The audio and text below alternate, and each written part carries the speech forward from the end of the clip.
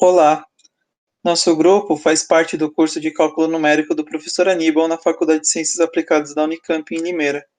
Estamos fazendo esse vídeo para apresentar nosso primeiro projeto, sobre o tema de conversão de números binários e a precisão da máquina. Bom, números binários é um sistema de representação de números apenas por algarismos 1 e 0. São utilizados em processamento de dados por computadores e máquinas. No dia a dia, estamos acostumados a representar números através de bases decimais, como por exemplo o 1236, onde o seu valor é igual à soma dos seus algarismos multiplicados por potências de 10.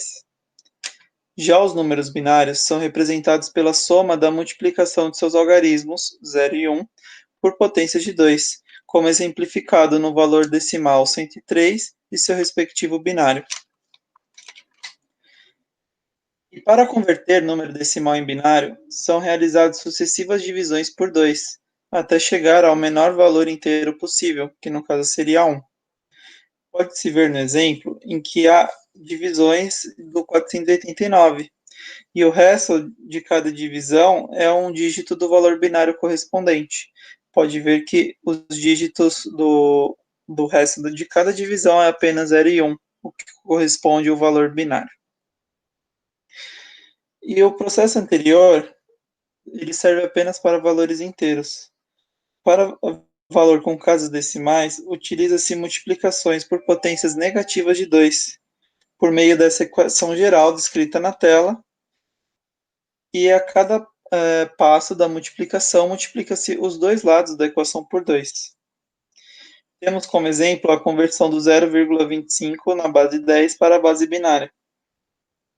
A multiplicação dos dois lados por 2, o valor fica igual a meio, e o número antes da vírgula, que no caso é o 0, corresponde ao primeiro dígito do novo número binário. Repete-se a operação mais uma vez e chega no valor de 1, 1, que é o dígito antes da vírgula e corresponde ao próximo dígito do valor binário. Essas operações de fazer a multiplicação por 2, ela se repete de acordo com a quantidade de casas decimais do valor de base 10 no início. Como no caso 0,25 tem duas casas decimais, realizou-se a operação duas vezes. Agora eu vou explicar a aplicação em Python da conversão de valores decimais para binários. O código ele foi separado em três partes. A primeira é a separação da parte inteira e da decimal, a segunda, a da transformação da parte inteira para binário, e a terceira, a transformação da parte decimal para binário. Na primeira parte, a gente pega o valor a ser transformado e define ele como uma variável float, e nomeia essa variável como value. Transformando o value numa variável do tipo int, a gente consegue separar a parte inteira, ignorando as casas decimais. Fazendo o value menos int, o valor inteiro, a gente consegue pegar só a parte decimal. Na segunda parte, primeiro a gente cria uma lista chamada parte int, e é nessa lista que os valores de 0 e 1 vão ser listados. Assim, a gente cria um loop do tipo while. O loop ele vai ser repetido enquanto o inteiro for maior ou igual a 1.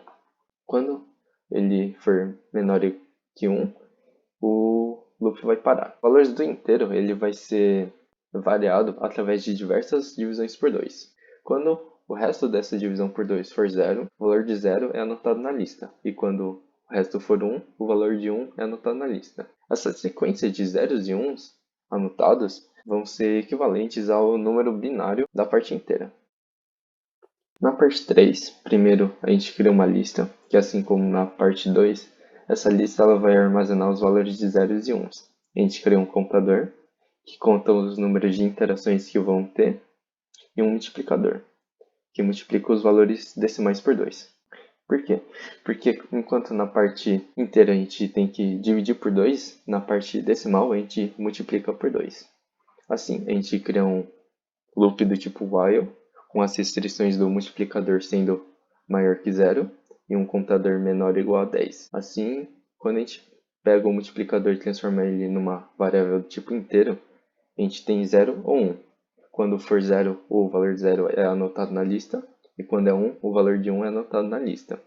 Fazendo assim o multiplicador menos o 0 ou 1, e multiplicando ele de novo por 2, a gente tem um novo valor do multiplicador para ser transformado em inteiro. E assim o loop vai ser feito.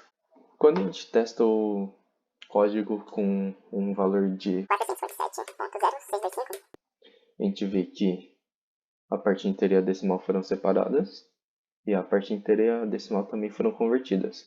Para os valores de RA, a gente fez um novo código que ele faz a mesma coisa do código anterior.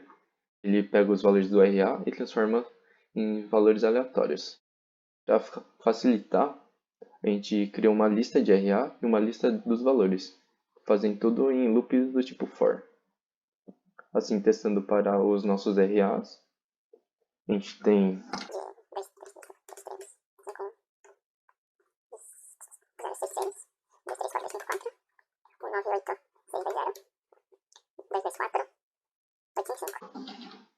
tem os nossos valores de RA, os valores que são gerados pelos números aleatórios e, por fim, os valores binários dos números aleatórios gerados. Assim, para facilitar uma melhor visualização dos resultados, a gente criou uma tabela que tem os valores do RA, o valor gerado através do RA e o valor correspondente em binário. Em alguns casos, o código gerado através do RA não pode ser representado precisamente através de frações binárias. Isso acontece porque a parte decimal dos números é armazenada no hardware de forma aproximada, como números binários de ponto flutuante. Assim, é exibida apenas uma aproximação do verdadeiro valor decimal, que vem de uma repetição infinita de 0 e 1. A representação em ponto flutuante é o modo como o computador representa números reais, o quanto a máquina consegue armazenar dados. Números de ponto flutuante são representados no hardware do computador como frações binárias, e desta forma, os computadores adotam a notação científica como método de representação dos números da seguinte maneira.